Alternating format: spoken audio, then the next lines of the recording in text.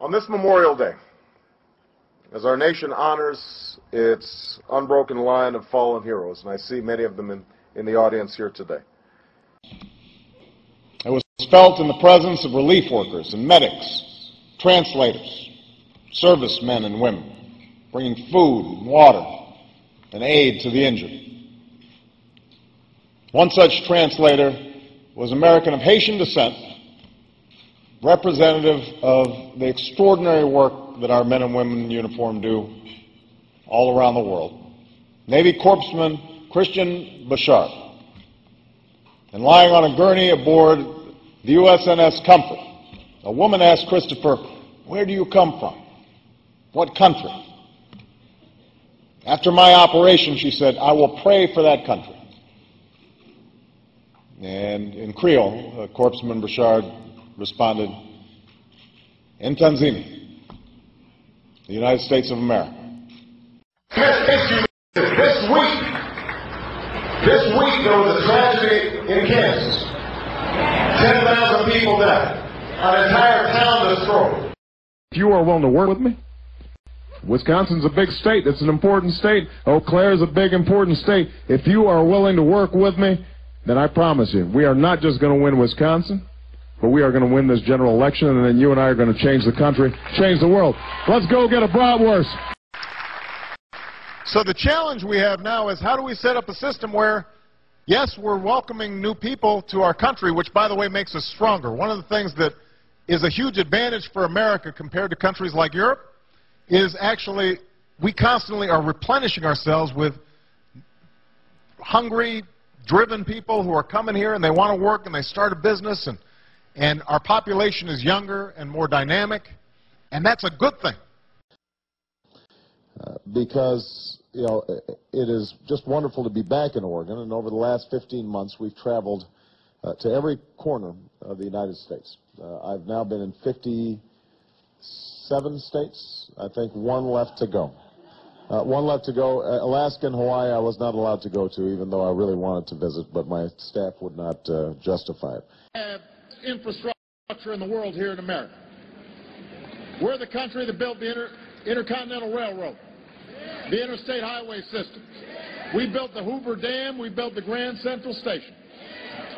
So how can we now sit back and let China build the best railroads and let Europe build the best highways and have Singapore build a nicer airport? It was also interesting to see that political interaction in Europe is not that different from the United States Senate. There's a lot of, I don't know what the term is in Austrian, wheeling and dealing. And, you know, people are, you know, pursuing their interests, and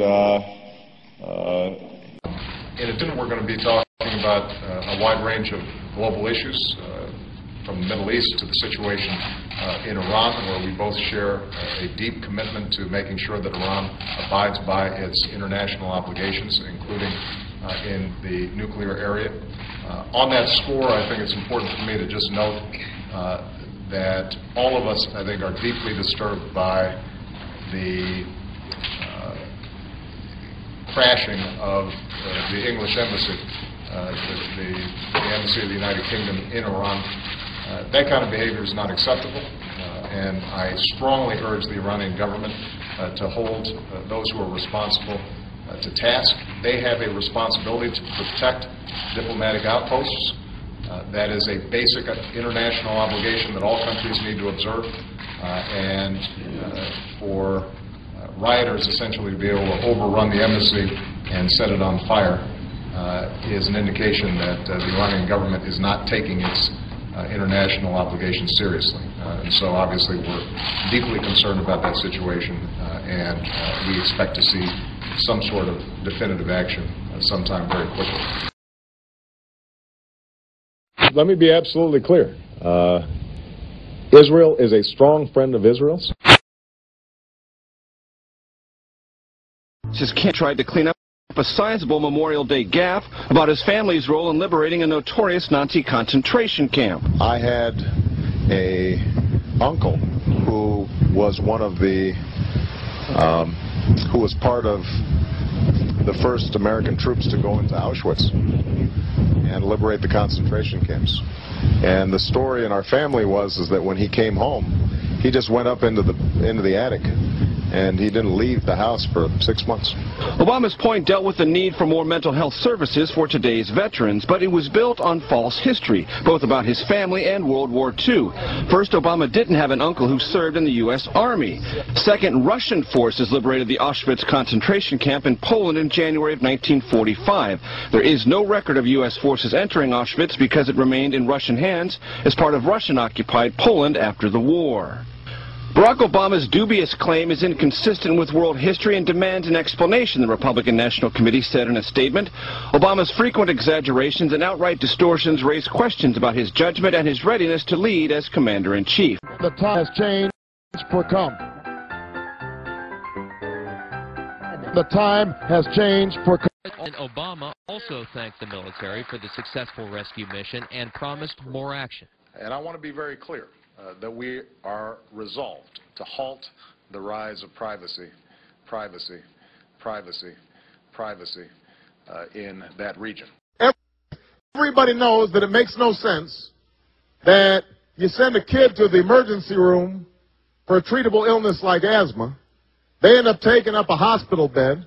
It costs you gave them treatment early, and they got some treatment and a breathalyzer, or an inhalator, not a breathalyzer. I haven't had much sleep in the last 48 hours, so. What they'll say is, well, it costs too much money, but you know what? It would cost about the same as what we would spend over the course of 10 years. It would cost what it would cost us. All right. Okay. We're going to. It would cost us about the same as it would cost for about, hold on one second, I can't hear myself. But I'm glad you're fired up, though. I'm glad.